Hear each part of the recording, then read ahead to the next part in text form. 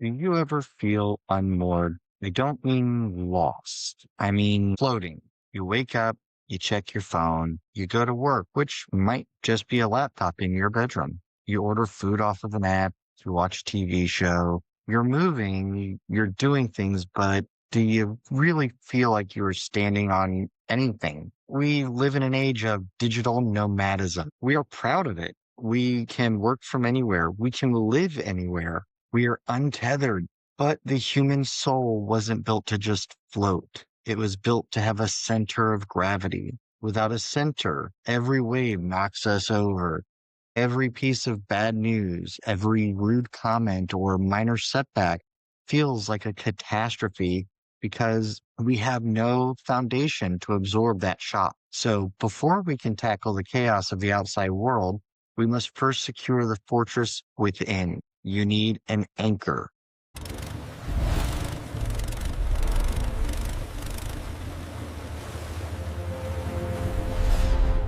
Welcome back to the River Styx on a Motorboat. I'm your captain, Terry Stubbs. Today, we are dropping anchor. We are stopping the boat.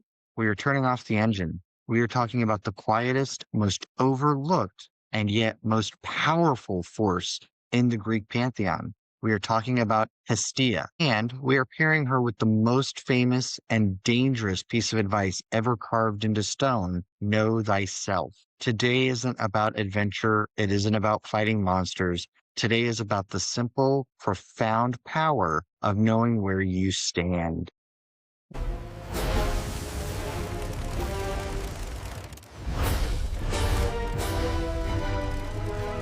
Welcome aboard. If you've been with us, you know the drill. We take a god, we take a maxim. Today, we are going to the source, the temple of Apollo at Delphi, the center of the ancient world, known as the navel of the earth. If you walked up the path to the temple, past the vendors selling sacrifices, past the statues of gold, you would see three phrases carved into the entryway. The first one, Nothi Saton, know thyself. Now, in the modern world, we hear that and think of self-help. We think, I need to find my passion. I need to take a personality test. That's not what the Greeks meant. To a Greek, know thyself was a warning. It meant know your limits. It meant know that you are human, not a god. It meant know your place in the universe. The ancient philosophers believed this was the key to all ethical living because it was the antidote to hubris. If you know your center, you don't overreach. You don't try to control the things you can't control. You don't scream at traffic. You don't get into fights you can't win. We are translating know thyself today as establishing your personal center. It is your anchor. And who embodies this anchor? Not Zeus. He's always flying around, chasing women and throwing lightning. Not Ares. He is always out looking for a fight. Not Hermes. He is always traveling. We're talking about the only one who stays put, Hestia. So let's talk about Hestia. In Greek culture, she held a title that no other god could claim. She was called the first and the last. Why? There are two reasons. One is mythological, one is philosophical. First, the myth. Hestia was the first child born to Kronos and Rhea. She is the eldest Olympian. But as you probably know, Kronos was a terrible father who swallowed his children whole because he was afraid they would overthrow him. He swallowed first Hestia, then Demeter, Hera, Hades, Poseidon, and finally Zeus was born. Rhea tricked Kronos and forced Kronos to regurgitate his kids. Because of the way stomachs work, the order was reversed. Hestia went in first, so she came out last. She is the eldest by birth and the youngest by rebirth. She encompasses the entire timeline of the family. She is both the alpha and the omega of the home. Second, the ritual. Because of this unique status, Hestia received a very special honor. At every feast, every sacrifice, and every serious meeting, the Greeks poured a libation of wine to Hestia first. And When the feast was over, they poured a libation to Hestia last. Why is this important? Think about what this ritual teaches you. Before you pray to Zeus for power, you acknowledge Hestia, your foundation. Before you pray to Hermes for safe travel, you acknowledge Hestia, your home. And when you are done with your business, before you go to sleep, you return to Hestia. The lesson is this: you cannot interact with the outside world effectively until you have secured your inside world. You start from the center, you go out into chaos, you return to your center. If you skipped the first offering, if you skip grounding yourself, you are just a leaf blowing in the wind. Hestia reminds us that all action must begin from a place of stillness. So we have the maxim, know thyself, and the goddess, Hestia. How do we put them together? We have to look at the architecture of the soul. The Greeks believed the city, or polis, and the home, oikos, were mirrors of the human soul. Every city had a prytanion,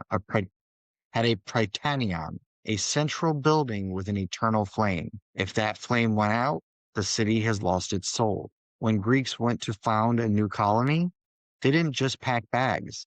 They took a coal from that central fire. They carried it with them across oceans and deserts to light the new hearth. You have a prytanion inside of you, a central flame. Knowing thyself is simply the act of tending that flame. But here's the problem. We are letting our fires go out. We are so focused on the external, the news, the job, the social media feed, that our internal health is cold and full of ash. We are trying to light new fires without a coal from that source. That is why we feel so burnt out. Burnout isn't usually caused by too much work. It's caused by too little meaning. It's caused by the internal fire dying. The lesson from Hestia is priority. You cannot lead others if your core is unstable. You cannot be a good parent, a good boss, or a good friend if you are spiritually homeless. If your internal house is in chaos, that chaos will leak out into everything that you do. And let's look at her most famous myth, or rather her anti-myth. There are 12 thrones in Olympus. Originally, Dia had one, but when Dionysus, the god of wine and chaos, and needed a seat, Dia didn't fight. She quietly stood up and stepped down. She sat by the fire. She gave her seat to avoid conflict. She knew that her power didn't come from the chair, it came from the fire. She knew herself. So let's pause here. We need to go deeper into why Hestia is capable of giving up that chair. How do you get to a place where you are so secure in knowing thyself that you don't need external validation? We have to talk about a word that makes the modern world very uncomfortable. Hestia is the virgin goddess. Now, hang on, don't tune out. In 2026, we hear that word and we think of puritanical rules or archaic morality. But in the ancient metaphysical sense, virginity didn't just mean chastity. It meant one in herself. Being a virgin meant that she belonged to no one. Hestia was wooed by Poseidon, the sea, and Apollo, the sun. Two of the most powerful beings in existence wanted to claim her, and she said no. She went to Zeus and swore an oath to remain unattached forever. Why does this matter to you, sitting in your office or driving your car? Because we live in the era of the personal brand. We are constantly told to sell ourselves, market your skills, curate your feed, share your trauma for engagement.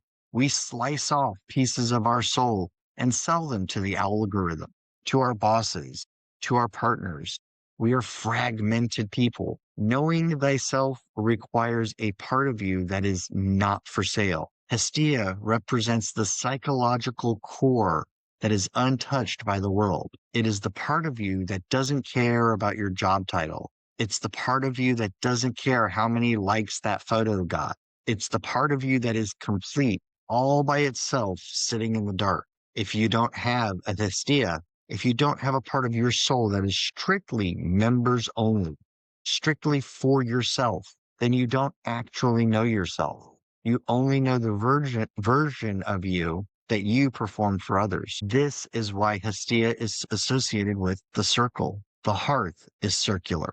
The circle has no beginning and no end. It is self-contained. The Greeks understood that if you break the circle, if you let the cold wind in, the fire goes out. To know thyself is to draw a circle around your psyche and say, everything in this line is mine. It is not up for debate. It is not up for negotiation. That isn't selfishness. That is sanity. Because only when you are one in yourself can you actually be of use to other people. Think about it. Who gives better advice? The friend who is desperate for you to like them, or the friend who is completely secure, who tells you the truth because they don't need anything from you? Hestia doesn't need your approval. That's why she is the center. So the first step in applying this maxim isn't a personality test. It's setting a boundary. It's reclaiming the part of you that you gave away. So how do we fix it? How do we worship Hestia in a studio apartment in 2026? We don't have open fires. We have microwaves. We have a framework for you. Framework number one, intentional domesticity. We tend to view housework as a burden. Ugh, I have to do the dishes. I have to fold laundry. We rush through it so we can get back to the important things like watching Netflix or podcasts. Hestia says the chores are the important thing. The state of your home is the state of your mind. If your sink is full of dirty dishes, your mind is full of unfinished business. So here's the shift. Turn your chores into a ritual. When you wash the dishes, don't listen to a podcast. Don't think about tomorrow. Just feel the warm water. Smell the soap. Watch the grease disappear. Like miasma. Treat your home like a temple. You are the priest or priestess of your own space. Tending to the flame today means keeping your space restorative. It means that when you walk through your front door, your body physically relaxes because it knows this is safe territory. Framework number two, the civic hearth. Hestia wasn't just in the home. She was in the city hall. She was the neutral ground in your workplace, in your family arguments. Be Hestia. Be the one who doesn't need to win. Be the one who doesn't need the chair. Be the grounding presence. When everyone else is panicking, when everyone else is fighting for status, like the Olympians, you are the one sitting by the fire, calm, holding that center. That kind of quiet confidence is magnetic. That is true leadership. Now, I know some of you are thinking, Terry, this sounds great, but I have bills to pay. I can't just sit by the fire. I gotta hustle. I gotta be on the move. And you're absolutely right. And the Greeks knew that too, because here's the secret that unlocks the whole season. Hestia never works alone. In the ancient temples and the statues, Hestia was almost always paired with another god, her neighbor, her nephew, Hermes. Think about that contrast. Hestia is the hearth. She never moves. She is the center. Hermes is the messenger. He never stops moving. He is the road, the trade, the communication, the internet. Hestia is a fixed point. Hermes is the variable. Hestia, the anchor. Hermes, the motorboat. In the ancient Greek home, Hestia lived at the center, the fire. But Hermes, his statue, the Herm, was placed at the front door. He was the gateway to the outside world. Why were they friends? Because they are two halves of a functioning human life. To survive in the modern world, you need to be Hermes. You need to be adaptable, quick, and able to navigate digital nomadism, able to communicate. But if you are only Hermes, you will become a neurotic mess. You become speed without direction. You become signal without a source. And if you are only Hestia, you become a shut-in. You become stagnant. You never leave the house to discover who you are becoming. The responsibility of this episode isn't to choose one. It is to reestablish the relationship in between them. Right now, for most of us, Hermes is running the show. Our phones, Hermes devices, are in our hands 24 to bring the noise of the market into our bedroom. We have let the god of the road take over the sanctuary of the heart. We are checking emails in bed. That is a violation of the Hestia principle. Knowing thyself means knowing the difference between the road and home. When you are working, be Hermes. Be fast. Be clever. Govern thyself in your deals. But when you cross that threshold of your home, you must switch gods. You have to hang up the winged sandals by the door. There is a beautiful concept in this pairing. Hestia keeps the treasure safe. Hermes goes out to find new treasure to bring home. If you don't have a home base or a Hestia, Hermes has nowhere to bring the goods. All of your achievements, all of your money, all of your promotions, if you don't have a centered self to bring them back to, where do they go? They just pile up on the side of the road. So the civic hearth isn't just about being calm at work. It's about it's about compartmentalization. It's about building a wall between the public you, Hermes, and the private you, Hestia. That wall allows you to survive. It allows you to look at the chaos of the world and say, that belongs to the road. It does not belong at my fire. And finally, the sacred meal. We eat like we drive, fast and distracted. Bring back the offering. You don't have to throw food in a fire, but simply stopping before you eat, putting the phone down, looking at your food and being grateful for it, acknowledging that this fuel keeps your internal fire burning. That is Hestia.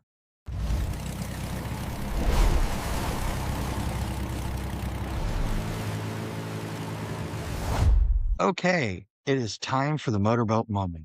We are going to light the fire. This episode, your challenge is to establish a hearth moment. Most of us run from the moment we wake up until we crash at night. We never stop.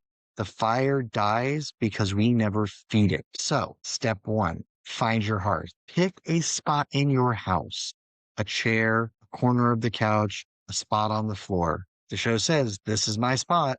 This is your Prytanian. This is your center. Step two, the pause. Every single day for 5 minutes. 5. I want you to sit there. No phone, no book, no music.